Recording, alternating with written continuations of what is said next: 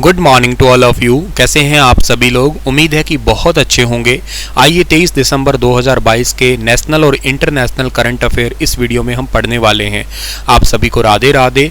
आज 23 दिसंबर के current affair हम पढ़ रहे हैं और अगर आपने इस लेक्चर का PDF चाहिए तो आप टेलीग्राम चैनल स्टार IQ को जरूर ज्वाइन कर लेना।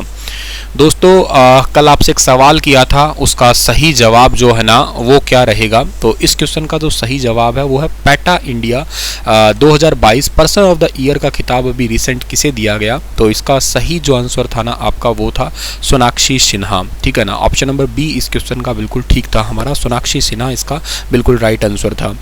आगे बढ़े अगर हम लोग तो अगले क्वेश्चन की ओर जाएं हम लोग, तो अगला क्वेश्चन हमारा जो है ना वो क्या रहेगा कि हाल ही के अंदर, ठीक है ना, अभी हाल ही में किसे AIRB ने नए अध्यक्ष के रूप में नियुक्त किया है? तो AIRB के नए अध्यक्ष के रूप में नियुक्त किया गया है किसे? तो AIRB के नए अध्यक्ष के रूप में भी नियुक्त किया गया है, इनका नाम है Dinesh Kumar Shukla. Option number A जो है ना इस क्वेश्चन का हमारा वो बिल्कुल ठीक रहेगा। दिनेश कुमार शुक्ला जो है ना इनको AIRB के नए अध्यक्ष के रूप में नियुक्त किया गया है। अभी जो आपको फोटो में दिखाई दे रहे हैं यही हैं AIRB के नए अध्यक्ष के रूप में नियुक्त हुए, जिनका नाम दिनेश कुमार शुक्ला। अगर बात करूं मैं AIRB क्या है, तो ये एटॉमिक रिसर्च से रिलेटेड है, आपका परमाणु ऊर्जा नियामक बोर्ड के रूप में जो है ना ये जाना जाता है। ठीक है ना, परमाणु ऊर्जा नियामक बोर्ड के रूप में जो है ना जाने जाने वाला एक डिपार्टमेंट है ये। और जबलपुर विश्वविद्यालय से यांत्रिक अभियांत्रिकी में स्नातक शुक्ला 1981 में परमाणु ऊर्जा विभाग से जो है ना ये जुड़े थे। और इनका कार्यकाल कितने टाइम के लिए होगा? इनका कार्यकाल जो है ना वो 3 सालों के लिए होगा, ये भी बात आप लोगों को याद रखना है। ठीक है, परमाणु ऊर्जा नियामक बोर्ड की स्थापना कब हुई थी? 15 नवंबर 1983 को हुई थी। परमाणु ऊर्जा नियामक बोर्ड का हेडक्वार्टर कहाँ पे है? ये है मुंबई के अंदर। 2024 के पेरिस ओलंपिक खेलों में कौन सी कंपनी भारत में सीधा प्रसारण करेगी? 2024 के पेरिस ओलंपिक खेलों में कंपनी का नाम है वायकॉम 18। ये कंपनी सीधा प्रसारण करने वाली है। वायकॉम 18 मीडिया को अगले ओलंपिक खेलों के प्रसारण का विशिष्ट मीडिया अधिकार मिला है। अगले ओलंपिक खेल 2024 के अंदर पेरिस के अंदर जो होने वाले हैं उनका बेसिकली डायरेक्ट जो है ना प्रसारण इंडिया के अंदर करेगी। शीतकालीन युवा ओलंपिक खेलों के लिए भी गैर विशिष्ट अधिकार इस कंपनी को मिल गया। वायकॉम 18 मीडिया और वायकॉम और नेटवर्क 18 समूह का एक संयुक्त एक प्रकार की कंपनी है जिसका काम ब्रॉडकास्टिंग करने का है। इस कंपनी के जो अगर मैं इंटरनेशनल ओलंपिक कमेटी की बात करता हूँ, इसके अध्यक्ष का नाम थॉमस बाक है, ये भी बात आप याद रखिएगा। ठीक है, हाल ही में प्यूमा इंडिया ने किसे ब्रांड एम्बेसडर बनाया है? तो प्यूमा इंडिया ने ब्रांड एम्बेसडर बनाया हाल ही में अनुष्का शर्मा को। ऑप्शन नंबर ए जो है इस सवाल का बिल्कुल ठीक रहेगा।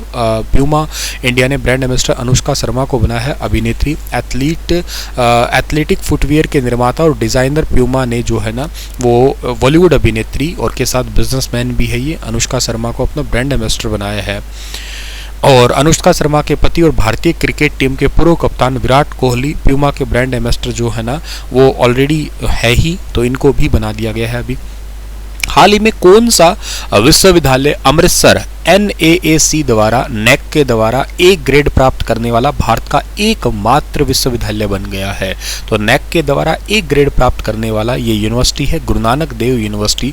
ऑप्शन नंबर ए जो है सवाल का बिल्कुल ठीक है। गुरु नानक देव यूनिवर्सिटी अमृतसर पंजाब राष्ट्रीय मूल्यांकन और के साथ साथ ग्रेडिंग में 3.85 स्कोर के साथ A ग्रेड प्राप्त करने वाला भारत का पहला यूनिवर्सिटी बन चुकी है। NAC की स्थापना 1994 के अंदर हुई थी, इसका हेडक्वार्टर बेंगलुरु के अंदर है। ठीक है, और ये यूनिवर्सिटी की बात करता हूं तो 24 नवंबर 1969 को गुरु नानक देव जी की 500वीं जयंती के अवसर पर अमृतसर के अंदर इस यूनिवर्सिटी की स्थापना हुई थी। पंजाब राज्य विधानमंडल के द्वारा पारित एक अधिनियम के द्वारा इसको स्थापित किया गया था। और इसके अलावा जो है ना 23 बार खेलों में जो है ना नंबर 1 इन्होंने मौलाना अबुल कलाम आजाद ट्रॉफी से इसको सम्मानित किया जा चुका है। राष्ट्रीय मूल्यांकन और प्रत्यायन परिषद की स्थापना जो है ना 1994 में हुई थी और इसके जो अध्यक्ष है उनका नाम DP सिंह है। हाल ही में यूनेस्को धरोहर स्थलों की अस्थायी सूची में किसे शामिल किया गया है? यूनेस्को की united nation education scientific and cultural organisation के धरोहर स्थलों की लिस्ट में सूर्य मंदिर और वडनगर शहर इन दोनों को शामिल किया गया है। ऑप्शन नंबर ए जो है सवाल का बिल्कुल ठीक रहेगा।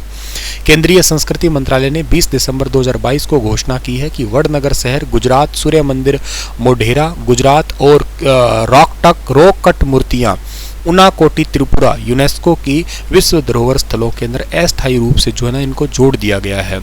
और भारत की अस्थायी सूची कुल अब टोटल 52 हो गई है। वैसे यूनेस्को के टोटल स्थल कितने हैं, वो टोटल पूरे भारत में 40 हो चुके हैं।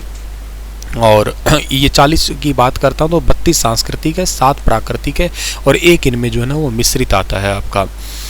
चलिए सर, अगली बात आपके लिए है कि हाल ही में किस राज्य की सरकार ने ओरुनोडाई 2.0 योजना की शुरुआत की है। ओरुनोडाई 2.0 योजना की शुरुआत अभी हाल ही में असम राज्य ने की है।